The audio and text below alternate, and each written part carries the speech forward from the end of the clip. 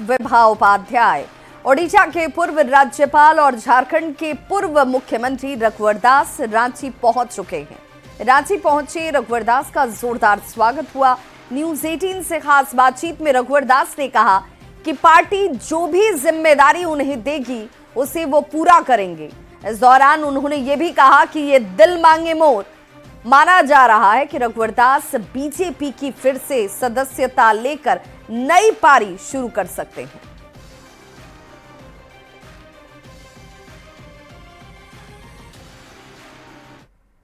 उमड़ी है रघुवर दास जी से मिलने के लिए। सर, बधाइयों का सिलसिला जारी है। लोग ये जानने के लिए दिल धड़कन है कि एक्टिव पॉलिटिक्स में जो एंट्री है आपकी, दिल्ली से होगी या झारखंड से?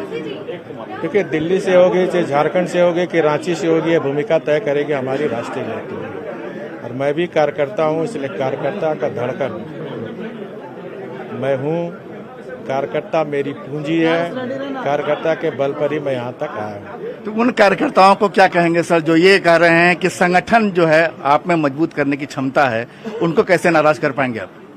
नहीं, देखिए, मैं शुरू से संगठन में हूँ। मेरी शुरुआत बूथ अध्यक्ष 1980 में, फिर मंडल अध्यक्ष, फिर जिला का महामंत्री, जिला का उपाध्यक्ष, फिर जन प्रतिनिधि, दो बार प्रदेश अध्यक्ष, 2 बार राष्ट्रीय उपाध्यक्ष, फिर सरकार का दायित्व मुख्यमंत्री के रूप में, संवैधानिक पद 14 महीना करीब राज्यपाल की भूमिका में भी। तो भारतीय जनता पार्टी जो यहाँ तक आज पहुंची है, दुनिया की सबसे बड़ी पार्टी, तो संघर्ष के बल पर, तो संघर्ष हमारा जारी रहेगा जनता के हित के लिए। उड़ीसा की नगरी से झारखंड नगरी तक सर, क्या मन दिल क्या कहता है? कहाँ जो जिम्मेदारी मिले पार्टी से, आपका अपना दिल क्या कहता है? आपका अपना दिल क्या कहता है? दिल मांगे मोर। तो बता रहे हैं दिल मांगे मोर, मतलब कि साफ कर रहे हैं कार्यकर्ताओं की जो भावनाएं हैं उन्हीं भावनाओं के साथ चलेंगे, लेकिन पार्टी जो जिम्मेदारी देगी उससे जरूर निर्वहन करेंगे। कैमरामैन संजीत तिवारी के साथ संजय कुमार सिन्हा, न्यूज 18 रांची। झारखंड की सियासत में अचानक से ओडिशा के समंदर की लहरों को महसूस किया जाने लगा है। दरअसल रघुवर दास के ओडिशा के राज्यपाल पद से इस्तीफे के बाद उनकी प्रदेश की सियासत में एंट्री पर सभी की निगाहें टिकी हुई हैं। रघुवर के प्रदेश बीजेपी अध्यक्ष बनने के कयास लगाए जाने शुरू कर दिए गए हैं, पर पूर्व सीएम की प्रदेश में री एंट्री ने ठंड के मौसम में सियासी पारा गर्म कर दिया है।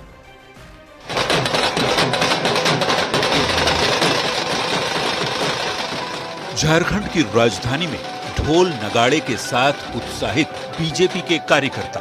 ये झारखंड के पूर्व मुख्यमंत्री रघुवर दास की दोबारा प्रदेश की सियासत में एंट्री को लेकर बेहद उत्साहित हैं। ओडिशा के राज्यपाल पद से इस्तीफा देने के बाद अब रघुवर दास बहुत जल्द बीजेपी की सदस्यता ग्रहण करेंगे। पार्टी संगठन में उन्हें बड़ी जिम्मेदारी देने की तैयारी है। रघुवर दास की झारखंड में री एंट्री को लेकर सियासत भी गर्म है।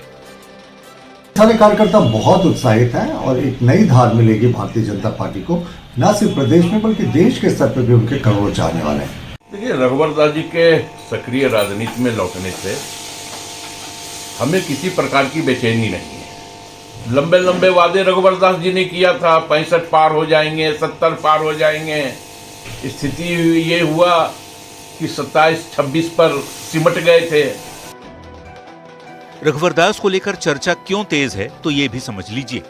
दरअसल 31 अक्टूबर 2023 को रघुवर दास ओडिशा के राज्यपाल नियुक्त किए गए थे, लेकिन 14 महीने में ही रघुवर दास ने इस्तीफा दे दिया। रघुवर दास का इस्तीफा संगठन चुनाव से ठीक पहले हुआ है। हाल में हुए विधानसभा चुनाव में आदिवासी वोटर्स के रिस्पांस के बाद बीजेपी एक बार फिर सोशल इंजीनियरिंग में जुट गई है। दरअसल रघुवर दास झारखंड के सबसे बड़े ओबीसी नेता माने जाते हैं। पार्टी दलित वोट बैंक को भी साधने की कोशिशों में जुटी है। उनके आने पर पार्टी में नया दमखम और जोश दिखेगा। रघुवर दास के झारखंड की सियासत में वापसी पर सत्ता पक्ष तंज कस रहा है। जेएमएम प्रवक्ता कह रहे हैं कि अब की बार 65 पार का नारा दिया गया था। क्या हश्र हुआ सभी जानते हैं, किसी के आने से कोई फर्क नहीं पड़ता। कोई चमत्कार थोड़े ही हो जाएगा। रघुवर दास जी पहले भी थे, 65 पार का नारा दिया था, उनके अगुवाई में ही सरकार चल रही थी। झारखंड की जनता ने उन्हें नकार दिया। रघुवर दास को संगठन का नेता माना जाता है। ऐसे में विधानसभा चुनाव में पार्टी के लचर प्रदर्शन को देखते हुए संगठन एक बार फिर रघुवर दास को पार्टी की प्रदेश की कमान सौंप सकता है। न्यूज 18 के लिए रांची से निरंजन सिंह की रिपोर्ट।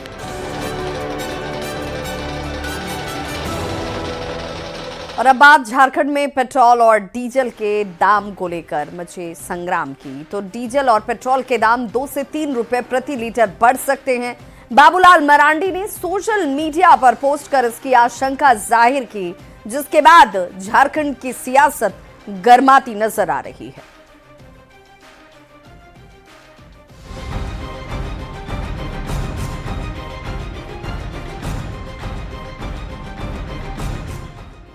क्या पहले से ही महंगाई की मार झेल रहे झारखंड पर एक और बोझ बढ़ने वाला है? झारखंड बीजेपी अध्यक्ष बाबूलाल मरांडी ने सोशल मीडिया पर पोस्ट डाला, जिसके बाद झारखंड की सियासत सर्दी में भी गर्माती दिख रही है। बाबूलाल मरांडी ने पोस्ट में लिखा कि राज्य में पेट्रोल डीजल के दाम में सेस लगाकर 2 से 3 रुपये प्रति लीटर दाम बढ़ाने की तैयारी चल रही है। उन्होंने सीएम से ये फैसला तत्काल वापस लेने की मांग की।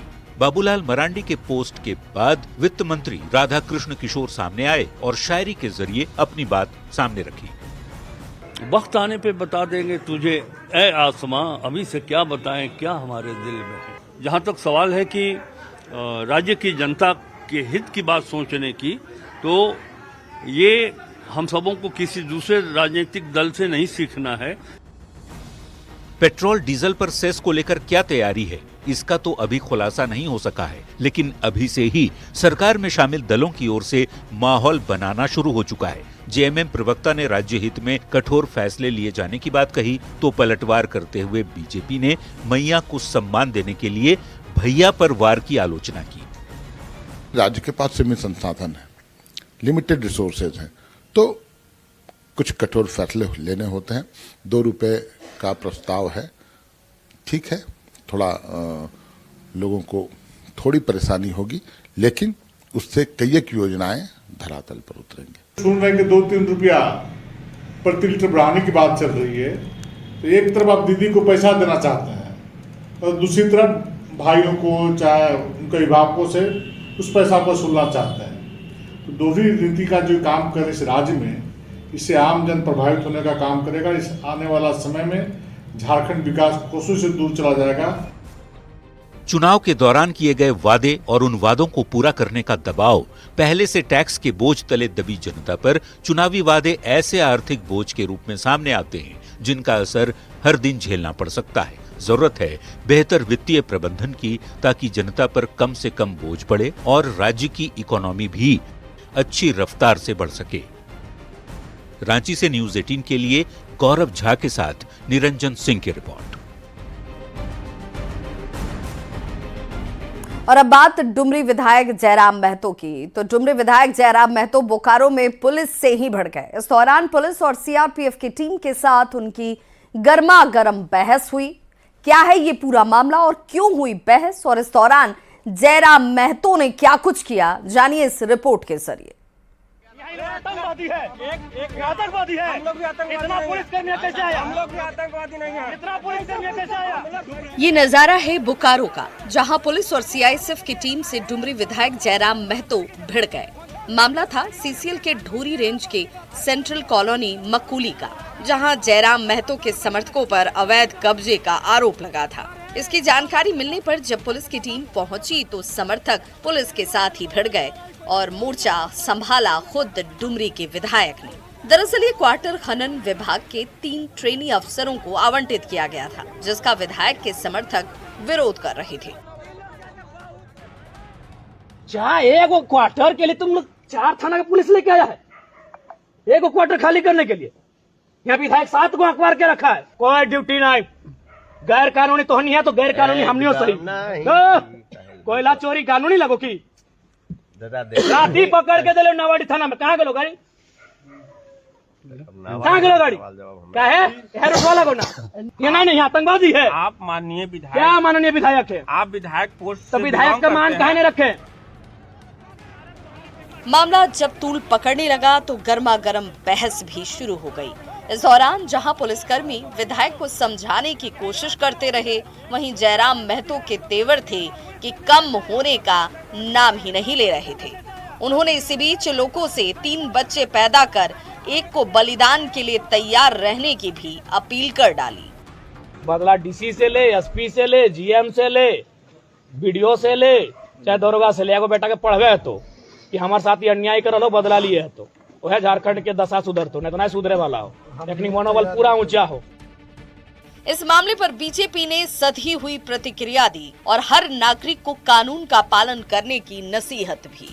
कोई विधायक हो या कोई भी व्यक्ति हो, अगर किसी ने कानून को तोड़ा है तो कानून को अपने हिसाब से काम करना चाहिए और हर व्यक्ति को कानून का पालन करना चाहिए, चाहे वो विधायक हो या फिर वो आम व्यक्ति। डुमरी विधायक जयराम महतो अपने खास अंदाज के लिए जाने जाते हैं और यही उन्हें सबसे अलग भी बनाता है। हर पद की एक मर्यादा होती है। अगर विधायक को प्रशासन के किसी कदम से परेशानी थी तो उसे उचित मंच पर रखकर समाधान की कोशिश की जा सकती थी। कानून हाथ में लेना और पुलिस प्रशासन से पंगा लेना कहीं से भी जायज नहीं ठहराया जा सकता। बोकारो से न्यूज़ 18 के लिए मृत्युंजय कुमार के साथ ब्यूरो रिपोर्ट। तो वहीं डुमरी विधायक जयराम महतो के समर्थकों पर पुलिस ने हल्का बल प्रयोग किया, जिसके बाद समर्थकों को मौके से हटाते हुए क्वार्टर में ताला लगाया जा सका। चंद्रपुरा थाने में विधायक जयराम महतो समेत 7 लोगों पर सीसीएल ढोरी के सुरक्षा पदाधिकारी ने नामजद प्राथमिकी दर्ज कराई है। साथ ही 30 से 40 अज्ञात पर यह मामला दर्ज कराया गया है, जिसमें सरकारी काम में बाधा डालने, प्रशिक्षुओं का सामान गायब करने, गाली गलौज और अभद्र व्यवहार करने का आरोप लगाया गया है। बता दें कि देर रात क्वार्टर खाली कराने गए पुलिस, सीआईएसएफ के जवान और सीसीएल कर्मियों के साथ विधायक की तू-तू मैं हुई थी, जिसके बाद माहौल गर्मा गया। खबर रांची से, जहां रातू थाना क्षेत्र में दिन दहाड़े लूट की एक बड़ी वारदात को अंजाम दिया गया। अपराधियों ने पेट्रोल पंप कर्मी से 14 लाख रुपए लूट लिए। घटना रातू के काठीटांड स्थित एसबीआई बैंक के पास की है। बाइक सवार 2 अपराधियों ने इस वारदात को अंजाम दिया। लूट की घटना के बाद पुलिस सीसीटीवी फुटेज के सहारे अब अपराधियों की तलाश में जुटी है।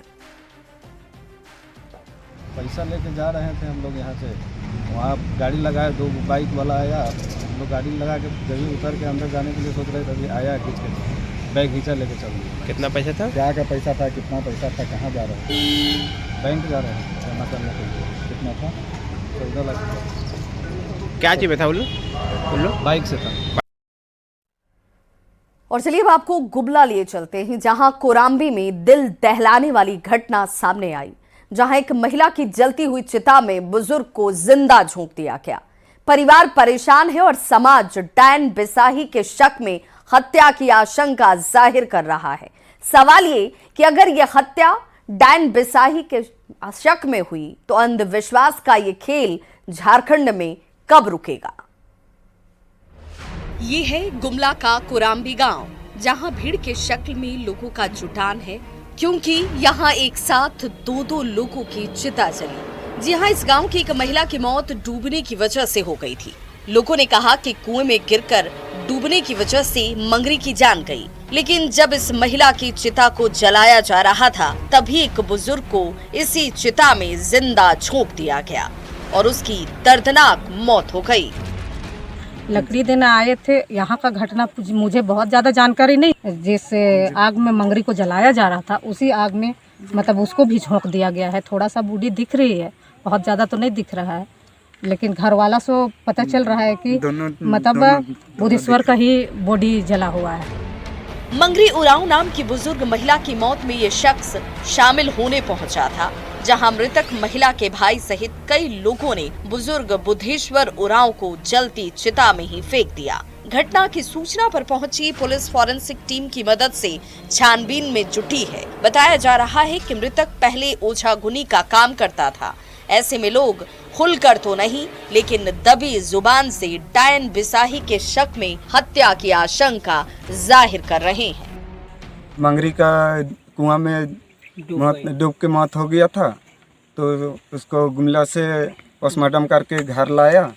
घर अंतिम संस्कार के लिए जलाने के लिए लाया। वहाँ से अंतिम संस्कार के लिए मेरा पिताजी भी आया, तो बुद्धेश्वर उरांव।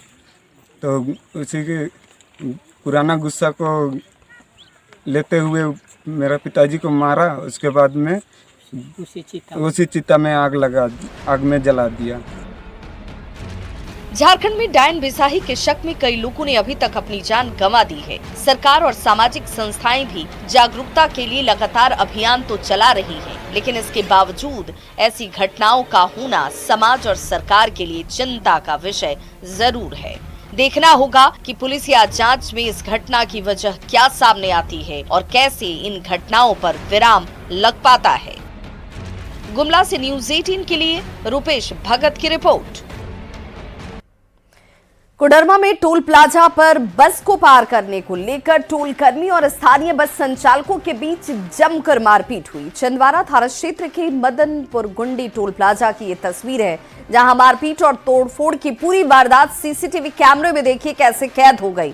इधर इस मामले को लेकर टोल मैनेजर रंजन कुमार ने छिंदवाड़ा थाने में आवेदन देकर बस के संचालक और उनके सहयोगियों के खिलाफ टोल में घुसकर मारपीट और तोड़फोड़ के साथ लूटपाट करने का मामला दर्ज करा दिया है। बता दें कि बीते 8 दिसंबर से NH20 पर मदनगुंडी टोल प्लाजा की शुरुआत की गई, जिसके बाद से ही स्थानीय लोग लगातार टोल प्लाजा में स्थानीय गाड़ियों को फ्री में आने जाने की छूट देने की मांग कर रहे थे। ये जो मदनगुंडी टोल है, उसमें सुबह में 8 बजे के आसपास कुछ बस वाले जो हैं, लोकल बस वाले, वो बार बार उनका कहना है कि कमर्शियल व्हीकल में मैंने नहीं दूंगा आपको टोल, मैं टोल को नहीं मानूंगा। और मेरे स्टाफ को भी मारे हैं, घर में घुस के भी मारे हैं, और सरकारी संपत्ति जो NHI का है, जिसमें कैमरा है और बूम जो उसको बोलते हैं, उसको भी उखाड़ के फेंक के ले गए। देखिए, एक बस आई थी, बस आया और हमारे लड़के लोग उसको रोकने के बाद बोले कि पेमेंट कीजिए, आप चाहे फास्टैग के लिए कैश दीजिए। उसी बीच में एक ड्राइवर बोला पैसे नहीं दूंगा, मेरा मालिक आ रहा, उसने मालिक को फोन किया और गाड़ी से आया और उसी बीच में हमारे लड़के लोग को मारपीट करने लगा। मेरे क्षति भी टोल प्लाजा के किया, कैश भी हमारे जो थे उसने भी लूटपाट की, प्लस हमारे RFID जो होता है, मशीन होता है स्कैनर, उसको भी उन्होंने लेके चले गए। धनबाद की सरायकेला थाना क्षेत्र के निजी साधना अस्पताल में गर्भवती महिला मरीज की इलाज के दौरान मौत हो गई। परिजनों ने बताया कि साजिया खातून को परिजन डिलीवरी के लिए साधना अस्पताल लेकर आए थे, तभी भर्ती के बाद बच्चे की गर्भ में मौत हो जाती है। डॉक्टरों ने ऑपरेशन की बात कहकर 50,000 रुपए भी जमा करवा लिए। ऑपरेशन के दौरान महिला की मौत हो गई, जिससे नाराज परिजनों ने अस्पताल में लापरवाही का आरोप लगाते हुए जमकर हंगामा किया। सूचना पर पहुंची पुलिस ने नाराज परिजनों को किसी तरह से शांत कराया। देखिए, बात ऐसा है, ये लोग डॉक्टर तो है और लोग विश्वास से आते भी हैं और ये लोग राक्षस की तरह काम करते हैं। पहले ये 4-5 महीना को जो डिलीवरी वास में अगर जान ले लेंगे और आराम सना पैसा 50,000 लिए, उसके बाद जो ये लोग हाथ लगाए, और हाथ लगाने के कारण है कि मान लीजिए लोग आते हैं तो मुख्य डॉक्टर साधना मैडम है, वो बात करते हैं पर वो खुद काम स्वयं नहीं करते हैं। कल ये बोला कि पैसा जमा कीजिए, ऑपरेशन करना होगा बच्चा का, ये सही नहीं है। अल्ट्रासाउंड के लिए बोला पहले नहीं किया, कल किया तो उसके बाद बोला ऑपरेशन करना होगा। जब ऑपरेशन के लिए ये हो गया, उसके बाद मैडम क्या किया, पैसा वैसा जमा करके कल 6 बजे भाग गया और सब कंपाउंडर नया आदमी इसका ये किया है। और जब डेट कर गया तो सवेरे वो आ रही है। तो ये चीज़ बताइए कि ये क्या जेन्युइन है क्या? जमशेदपुर के टेल्को थाना क्षेत्र में छात्रा के साथ छेड़खानी का मामला अब तूल पकड़ता जा रहा है। बता दें कि कॉलेज से घर लौट रही छात्रा के साथ युवकों ने छेड़खानी करते हुए मारपीट की थी। वहीं पीड़ित छात्रा के परिजनों ने थाना प्रभारी पर FIR दर्ज नहीं करने के साथ गाली गलौज करने और केस को वापस लेने की धमकी देने का आरोप लगाया। गाली गलौज करने का वीडियो भी अब तेजी से वायरल हो रहा है। मामला सामने आने पर सिटी SP ने खुद इस मामले की जांच कर आरोपी की जल्द गिरफ्तारी का आश्वासन दिया। का जो मामला आया था उसमें एक आवेदन आई थी रीना देवी नामक महिला के तरफ से, गोविंदपुर एरिया से रहने वाली। उनका छेड़खानी का जो मामला है तो उसमें FIR परसों ही कर ली गई, जो 24 तारीख को ही FIR कर लिया गया। और उस पर जो वीडियो वाला मामला है ये हमारे संज्ञान में है, इस पर मैं जांच कर रहा हूँ। जो पीड़ित है उससे अभी मिलने भी जा रहा हूँ और एक बार उनका बयान लूँगा और सर जो भी मुझे मेरे तरफ से कार्रवाई की अनुशंसा होगी मैं वो कर दूँगा। तो इस बुलेटिन में बस इतना ही, लेकिन न्यूज़ 18 बिहार झारखंड पर खबरों का सिलसिला लगातार जारी है।